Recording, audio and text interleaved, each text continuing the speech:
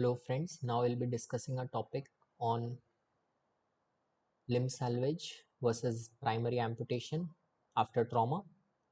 Along with that, we'll also discuss the MES, that is Mangled Extremity Severity Scoring System, which is helpful for limb salvage. And lastly, we'll discuss about crush injury and crush syndrome. So link for the notes is given in the description below on my Telegram channel. You can download it from there and it will be helpful for quick revision before exams for MS and DNB exams. Also will be useful for orthopedic exams. So limb salvage versus primary amputation. So limb salvage, we use mangled extremity severity score MES, which helps us divide whether we can save the limb or we have to go for amputation. Generally, as considered earlier, severe tissue loss, nerve muscle injury, or bone loss was meant for amputation. But nowadays, due to new techniques, we can save the limb most of the times, especially when we have the patient in the very early time after injury. So, what are the techniques? So, these are microvascular flaps to cover the wounds, distraction osteogenesis to restore the bone, and vascularized bone for restoring the bone continuity, and timely vascular repair, that is as early as 4 to 6 hours, which will help us in preventing amputation. So some indication of amputation as severe crush injury, mangled stump or missing extremity. Majority of these patients can undergo limb salvage when treated within 24 hours.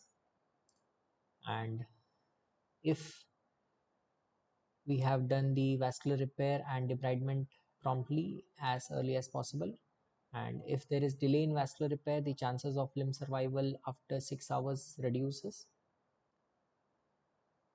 So prompt treatment and advanced technique will have changed the approach for limb salvage, and is only considered, the amputation is only considered necessary when other options are not available or are not possible. Although it will always be difficult to decide whether it is salvageable or amputation is necessary for a limb. So successful limb salvage will depend on factors like the blood flow, soft tissue damage, bone loss, and nerve function. All these factors will play a role. And just to go through a study, which is the LEAP, Lower Extremity Assessment Project, which studied lower extremity severe trauma injuries. And they found that the functional outcome were similar for limb salvage and amputation. And although the cost was high in the patient with amputation due to prosthetics. And we should also discuss with the patient regarding their wishes for the management, and thorough documentation is needed with MES calculation and photographs to avoid litigation later.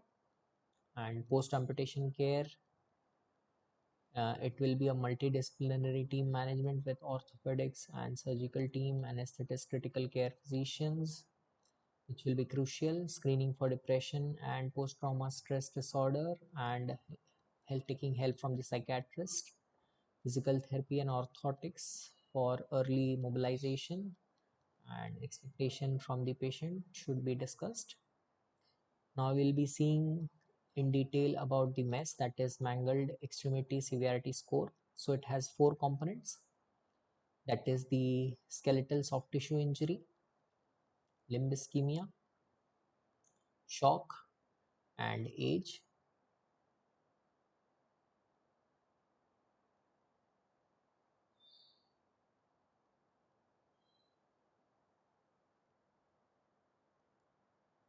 So Mangled Extremity Scoring System, where we have 4 components, that is first is the skeletal soft tissue injury. In that we have scoring from 1 to 4. When 1 score is there is low energy injury, could be a stab, simple fracture, or pistol gunshot injury, that will score 1. Then we have medium energy injury, that is open or multiple fractures or dislocation, that is 2. In case of high energy, that is high speed motor vehicle accident or rifle gunshot wound, that is scoring 3. Very high energy, that is high speed trauma with cross contamination, that is 4. So all these will be the scoring for the amount of trauma, amount of injury. Then the condition of the limb, that is the limb ischemia, score from 1 to 3. So pulse is reduced or absent, but perfusion is normal. Pulseless paresthesia with diminished capillary refill will be 2, and cold paralyzed insensate numb limb will be 3. Then considering shock, that is systolic BP always more than 90 will not add any point. Hypotensive transiently will be 1 point, and persistent hypotential will add 2 point. Considering the age, so less than 30 will not add any point, 0. 30 to 50 will add 1 point, and more than 50 will add 2 points. So maximum it will go up to 11 points, and minimum it can go up to 2 points. So if it is less than 3, then salvage is possible. If it is 4 to 6, there is possibility of amputation. If it is more than 7, there are high chances of amputation, or amputation is likely. Although it is not a definitive predictor for amputation, there should always be a clinical judgment along with the use of this scoring system, and is useful for assessing the severity and guide decision making for limb salvage or amputation.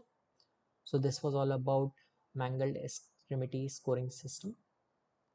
Now we'll be seeing crush injury, which was taken with help of Love and Bailey recent edition. So crush injury occur when the body part is subjected to a high pressure of force, when like a limb is being compressed between a truck and the road. So it can cause laceration, fractures, bleeding, bruising, compartment syndrome, and crush syndrome. So high pressure, high force will cause all these things together. So in detail, the crush injury and the crush syndrome. So it is crush syndrome is associated with crush injury and will cause rhabdomyolysis and acute kidney injury due to prolonged crushing of muscles, leading to reperfusion injury when rescued. And this causes myoglobin and vasoactive mediators release into the circulation, these causing renal failure due to myoglobin causing obstruction in the uh, tubules of the kidney, sequestration of fluid causing reducing intravascular volume. So how will we treat these?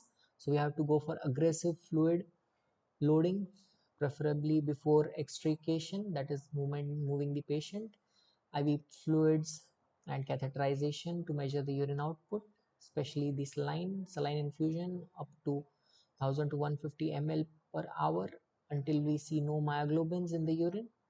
We can also use mannitol for reducing the reperfusion injury,